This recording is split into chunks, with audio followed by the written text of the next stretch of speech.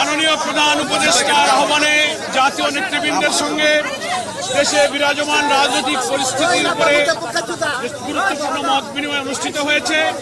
অত্যন্ত সুন্দর সফলভাবে মত বিনিময় শেষে এখন সাংবাদিক বন্ধুদের সামনে, গণমাধ্যমের সামনে সংক্ষিপ্তভাবে আপনাদের সামনে ব্রিফ করছেন বাংলাদেশ জামাত ইসলামীর সম্মানিত আমির ডাক্তার শফিকুর রহমান।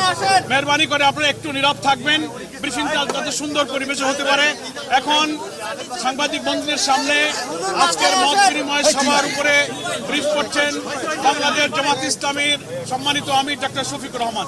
আসসালামু আলাইকুম ওয়া রাহমাতুল্লাহ। আপনাদের সবাইকে আজকের এই ব্রিফিংকে স্বাগত জানিয়ে আমি সংক্ষেপে দুটি কথা বলতে চাই। আপনারা কালকে সকল গণমাধ্যম এই সংবাদ পরিবেশন করেছিলেন যে মাননীয় প্রধান উপদেষ্টা আজকে সমস্ত দলের জাতীয় নেতৃবৃন্দকে এখানে আহ্বান জানিয়েছিলেন। আমরা সেখানে এসেছিলাম। দল মত আমাদের ভিন্ন, আদর্শ আমাদের ভিন্ন, পথ আমাদের। পথটা হচ্ছে বাংলাদেশকে রক্ষা করতে হবে। এই সব বিরুদ্ধে উঠে দেশ আমাদের সবার, শুধু রাজনৈতিক দল না, আমাদের সকলের, জনগণের একটা বিশেষ অংশ আপনারাও, এবং আপনাদের ভূমিকাও কিন্তু গত আন্দোলনে কারো কারো না থাকতে পারে, কিন্তু নির্বিশেষে অনেক সহায়ক ছিল।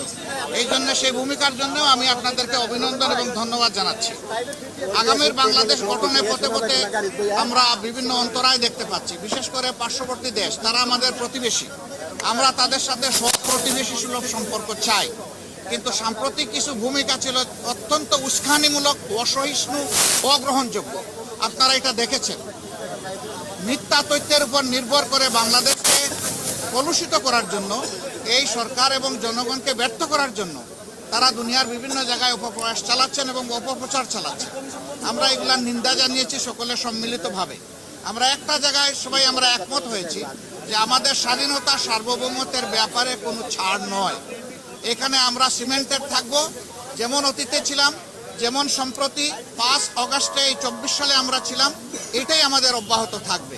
এখানে পরামর্শ এসেছে রাজনৈতিক শীর্ষ নেতৃবৃন্দের সাথে, যেমন মত বিনিময় হয়েছে, ছাত্র সংগঠনগুলোর সাথে হবে, বিভিন্ন ধর্মীয় সম্প্রদায়ের সাথে হবে, আপনাদের সাথে হবে। আমরা সেই প্রস্তাব রেখে এসেছি এবং আমরা আশা করছি আপনাদের সাথেও মত বিনিময় হবে। এই সমস্ত অংশীজনদের সাথে মত বিনিময়ের পরে একটা জাতীয় ঘোষণা আসবে সরকারের পক্ষ থেকে। আমরা সেই ঘোষণার অপেক্ষায় থাকব এবং এই ক্ষেত্রে আমাদের যার যা প্রয়োজনীয় পরামর্শ আমরা সেটা দিয়ে সরকারকে সহযোগিতা করব। আরেকটি বিষয় আমরা অত্যন্ত ক্লিয়ারলি আমরা জানিয়ে দিয়েছি, এক্সট্রিমিজম বা চরমপন্থা যে দিক থেকেই আসুক আমরা তাকে ঘৃণা করি। এটাকে আমরা কোনো অবস্থায় প্রশ্রয় দিব না এবং মেনে নেব না। এটা যে রূপ নিয়েই আসুক, সকল রূপের আমরা চরমপন্থাকে আমরা ঘৃণা করব এবং প্রশ্রয় আমরা দিব না কেউ। এই ব্যাপারে আমরা সকলে একমত হয়েছি। আরও অনেকগুলো বিষয়ের কথা হয়েছে। আমাদের দেশের ভাবমূর্তি নষ্ট যারা করছে তাদেরকে বুঝানো যে তোমরা আমাদের প্রতিবেশী, আমরা যদি ভালো থাকি তোমরাও ভালো থাকবা, আমরা ভালো না থাকলে তোমরা ভালো থাকবা কেমনে। এই বিষয়গুলো তো আসবে, অবভিয়াসলি আসবে। তো সেই বিষয়গুলো নিয়েও আলোচনা হয়েছে। আমরা আশা করছি জাতি ঐক্যবদ্ধভাবে ইনশাআল্লাহ আগামী দিনের সকল চ্যালেঞ্জ মোকাবেলা করে আমরা চূড়ান্ত সফলতার দিকে এগিয়ে যাব। চূড়ান্ত সফলতা অর্জন না হওয়া পর্যন্ত আমাদের ঐক্য অটুট এবং মজবুত থাকবে। চূড়ান্ত সফলতা এসে যাওয়ার পরেও প্রিয় দেশের জন্য আমরা ঐক্যবদ্ধ থাকব। আপনাদের সকলকে ধন্যবাদ। আসসালামু আলাইকুম।